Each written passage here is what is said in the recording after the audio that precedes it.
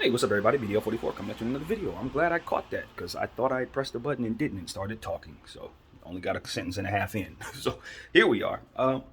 Yeah. So, I'm sitting here, I'm making my breakfast, and I'm listening to a few people talking about the game last night. And, I guess it was Brian Windhorst's statement that kind of prompted me to just turn on the camera. Not to say that I'm certain. Well, basically, what he said was that he believed that the Lakers were caught off guard by the Denver Nuggets size in the front court and just the overall big nature of the players that they're using. My thing is, it, if I'm to respond to what Wendy's saying as if it is a fact, I say that that's not acceptable. But I ain't hear Coach say that.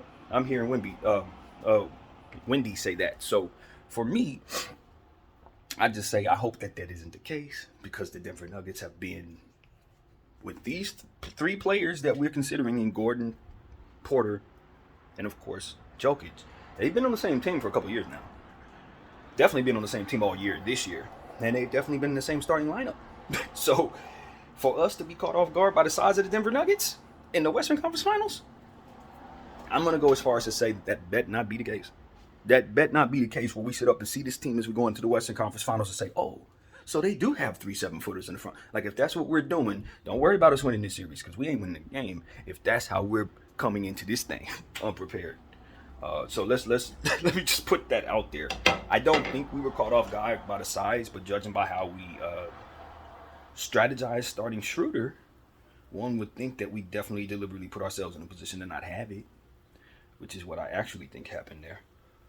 But see, I've been watching this team so closely all year long that I know we do that for reasons that are not clear to the fans.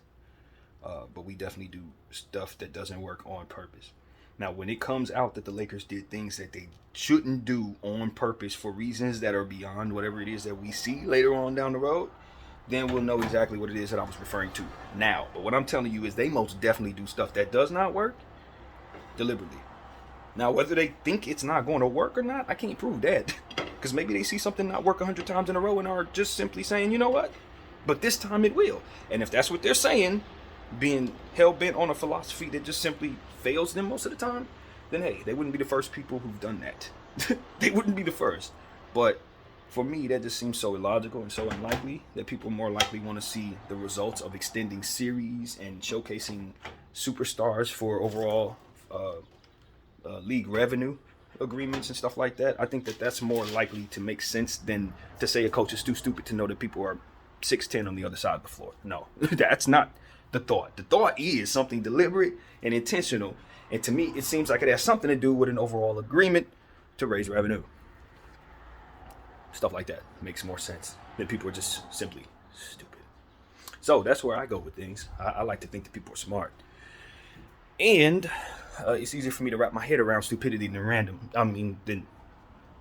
stupidity. It's much easier to wrap my head around stuff like this that makes sense, that has people doing things for reasons that may look weird, rather than doing things because they have no reason at all, or because they think what they're doing makes sense and it doesn't. And these people are getting paid millions and billions of dollars. So no, I don't believe that. Never have, and never tell you that I believe that. It's a variable, but it ain't one that I share.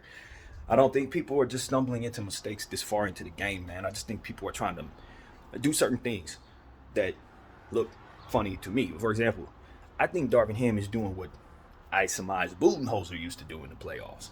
He'll throw stuff out there that does not work, proceed to basically punt a game, and then from there, leave the other coach thinking that's what he's going to see for the rest of the series. He makes certain adjustments, throws them off, closes holes that they think are open all series. Suddenly they won 2 or 3 games because of what they left open for game 1. This is why I said what I said last night in regards to I don't think digging a hole is a good strategy for anybody. That's what I was exactly saying. That exact thing. I don't think I articulated that very well, but I think it's deliberately done. And sometimes teams want to make themselves look a certain way so they can throw somewhat of a rope-a-dope, Ali style. Remember the strategy he used? When he was laying up against the ropes, letting that dude just pound away at him, swinging at him, giving him all this punishment, wearing him down, right? Because that's what the rope-a-dope was about. Ali was just allowing that other dude to wear him down by punching at him all that time, which is a really interesting strategy, but it worked. Because he was able to pull a second win on that dude after absorbing all the punishment that he had given him. and then proceeded to use that energy that he used getting tired beating him up to beat him up. And that is a very unorthodox, punishing, and very hole-digging strategy from which to win.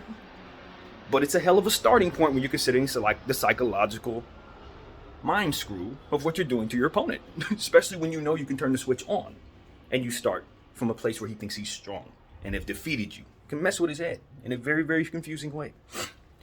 And so I think Darvin engaged in some variation of that, and I think Budenholzer engaged in some variation of that. They dig purposeful holes to get their teams out of it. And it serves many purposes, including making the team feel like it believed in itself, pulling itself out of a hole.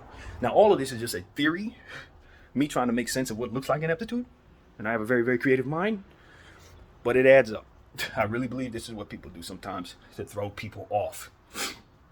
And so I just think it's consistent with us with those two coaches, and they tend to do stuff that don't really make no sense. And then you look up and you won the series, unless you didn't.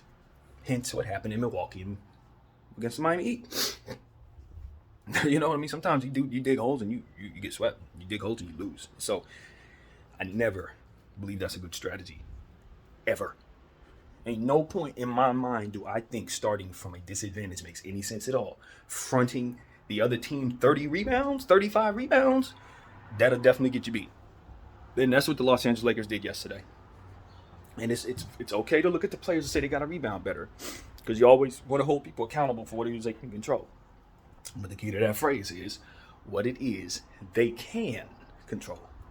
And when you leave them too small on the basketball floor going up against Nikola Jokic in all of his glory, you take away their ability to control that. They can't get rebounds over that man if they're undersized and underweighted. I don't know if that's really a word, but if they're giving up like 70 pounds of weight, it's bad enough somebody that big in general, whether they can play or not, is going to give people problems. But when they have God talent like he does, and you think you want to dig a hole against that type of talent, I can tell you right now, there are entities, and I'm going to say this as clear as I could possibly say it. There are entities in this sport that even if you try to rig the game against them, you may fail because of how great they are. He's one of them. And this is something that's real. This is real because I know a lot of people who may or may not be willing to rig these games, allegedly, supposedly, possibly, not really, may think that they got it under control because you can control a lot of different things. You got the referees in your pocket. You got the defense playing a certain way on both sides. You got the offense giving up certain things or what have you. Certain players will botch your screw job. That whole thing that y'all got, he may just not miss a shot anyway. He may pull down every board anyway. He may convert on every and one anyway. And that's the thing. That's the thing about rigging these games in the NBA is that at all of the different points they try to rig the game, there are still spaces in the game of chance that they can't rig. It's going to be stuff that they can't do nothing about. You could put a magnet in the ball. You could put magnets in the rim. There's still certain things in this sport that are definitely going to be left up to chance, no matter what the hell they do. And when you have players like Nikola Jokic, LeBron James, Anthony Davis, these type of talents, these type of specimens, Shaquille, that type of, they're going to botch your screw job. They're greater than your fixing. That's what I'm telling you. They're greater than your fixing. That difficulty ain't too high for them to overcome. So these are the things the NBA has to understand and fathom. Some of these dudes are greater than what you understand in regards to the sport you're trying to control.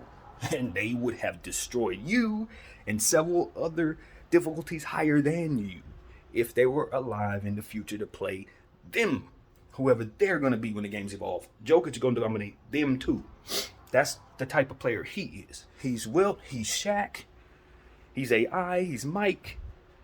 So people will start to understand what it is that they're looking at when they look at Jokic. Because it's easy to not see that, especially since he doesn't have a ring yet. But if the Lakers keep strategizing this way, he'll have one very soon. So we don't have to worry about saying that for much longer. But I want people to understand exactly how great this dude is, so they don't confuse him with guys that are in his era. Okay? He ain't one of these dudes. He's from all time, just like Bron is. And I got to say this with all due respect. I think that's the difference in my mind between Jokic and Embiid. I think Embiid is a great player today. I think all time Embiid's going to fall back into the pack. He's going to be all of the centers. David Robinson, he going to fall back with them, all of them. Patrick Ewing, he's one of them. Still all-worldly, still amazing, still Hall of Fame, first ballot, MVP, maybe even NBA champion. He's one of those. But there are tiers away from them. There's, Kareem, you know what I'm saying? Wilt, Shaq, Timmy, Olajuwon. That's where Jokic's at. That's where Jokic's at. I want people to understand that. And the only thing that's keeping him from getting there, in my humble opinion, is the ring. And again, we're in the way. And he has 1 win in the series, 3 wins to go to get us. So if we're not looking at him like that, and we're not strategizing against him with respect to the fact that he can not only botch our defense, but also whatever the screw job is for the over league, especially when he has first quarters like he did in the last game, you understand that if you try to cheat your way around this dude, or if you try to cheat the game and not respect the basketball gods against a guy like that, you will be defeated. Ain't no ifs, ands, or maybes. And that's the thought that I don't think I was able to articulate in the presence leading up into this game, in this series, because I was looking at his team and seeing all the flaws of the team, listening to all the cap about the team in regards to how those flaws don't exist. So it makes you forget that he is what botches everything, even if they have enough, don't have enough, even if you have enough, play a great game, don't play a great game. It's Nikola's super talent that can literally throw a monkey wrench in all of it. And so that the Bron's legacy, him being great, AD being great defensively, all of it. You put all of that together and you're still dealing with that dude over there. And so that's what I've come to understand in regards to respect for the Denver Nuggets. Forget all the stuff that makes the Denver Nuggets great in regards to why I should respect them. That ain't why you respect the Denver Nuggets. You respect Denver Nuggets because they got Wilt Chamberlain over there. That's what it is. You respect the Nuggets because they got some variation of Hakeem Olajuwon over there. And if you don't stop it, it don't matter if you have enough. It don't matter if the referee's on your side. It don't matter if you're playing defense and offense. It don't matter about none of that because he's just going to do the right thing over and over again until you force him to not be able to some magical way. So that's the truth. With that being said, we do have 2 of those guys. It ain't no secret. We have 2 of them. AD is that too. When he wants to be. Especially on the defensive end. He's Bill Russell when he wants to be. On the defensive end. So that's what it is with him. I don't have him higher than Jokic because Jokic is way more consistent and Jokic impacts the game so much more with his passing and efficiency shooting. It negates certain other things. It's almost like Steph Curry's 3-point shooting. You can be great at 7 or 8 different things. Combine those things and it's still not as great as his shooting gift. And that's why I have Jokic a tier or higher than AD, because I think his overall offensive gift trumps so much in regards to AD's both gifts. In regards to just the tier where he's at right now and how he's performing on the basketball floor from night in and night out. Now, if Anthony were to play more consistently, you know what I mean, and eliminate certain things that he does that just kind of don't allow him to stay on the floor, like silly fouls and, nights where he just doesn't feel like he has it. Obviously, the injury stuff that keeps him from being on the floor for long periods of time like Jokic has been able to be, healthy for years at a time. That's the difference. Health and consistency, and I think attitude. Because Anthony tends to sway. Because his body's inconsistent, he's used to not being consistent here. You know what I mean? It's not 4 years of every day I'm playing 82 games and that's it. No, it's every year I have to manage my health and be responsible for too much And LeBron's legacy is leaning on whether or not I can stay out here. And so it makes for an environment where he just can't simply go out there, play ball, and have everything he needs and then be free. Unlike Jokic, who has all of that, been in place for several years, including his coach that hasn't changed the whole time he's been there. You see what I'm saying? It's the same thing that benefited Michael Jordan and Tim Duncan. They ain't never had no change dealing with their coaches. Michael Jordan had one coaching change his whole career. Maybe two. I think two. Doug Collins, somebody else, and then Phil Jackson. I think that was all it was. He didn't have to worry about that. Tim Duncan didn't have to change teammates. He didn't have to change coach. Nothing. He didn't have anything revolve differently around him for years at a time. You know what I'm saying? They just kept winning and winning and winning, and continuity just became more than second nature. Them dudes was each other, basically. They were each other on the floor. So it's like, Bron didn't benefit from that. AD ain't benefit from that. A lot of players just don't get that path. And so what comes with that, the consistency of what they deliver is based on what it is they used to. And so with Anthony Davis, this is why I want us to get away from load management. I think he's handling these playoffs very well. He handled back-to-back very well earlier in the season. You know what I'm saying? I think we're getting to a place where we've turned the corner in regards to how concerned we should be about Anthony Davis taking on what he's taking on, so long as he keeps healthy and stays on the path that he's been on in regards to his off-season regimen that he developed last year, which I always refer to because I really believe it's the difference. As long as he's doing it uphill, incline, climbing hill stuff, all that stuff that he was doing in the offseason that it changed up, if he continues that for the next several seasons, he's going to be a much more durable player for us.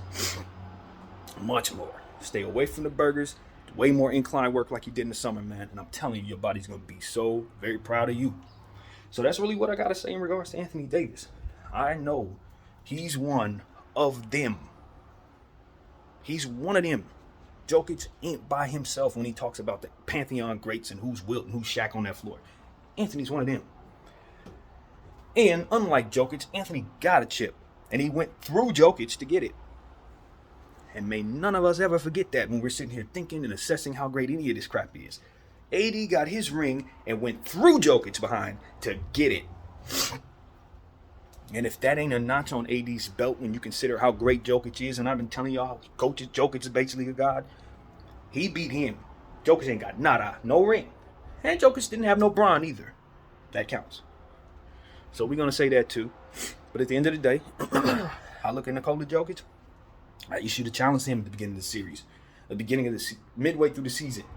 That he needs to go out there and win a championship. I didn't know we'd be the one in the way. I ain't know we'd be the one in the way.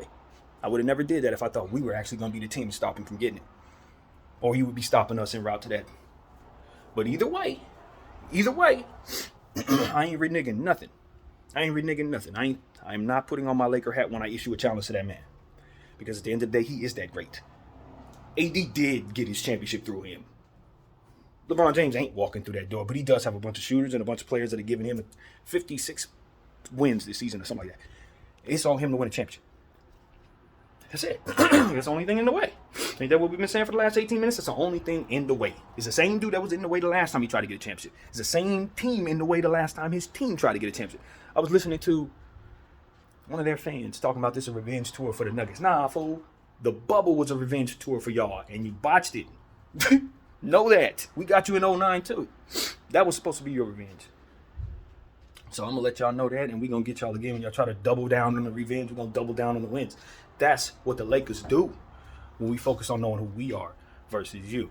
BDL 44. I thank you all for watching.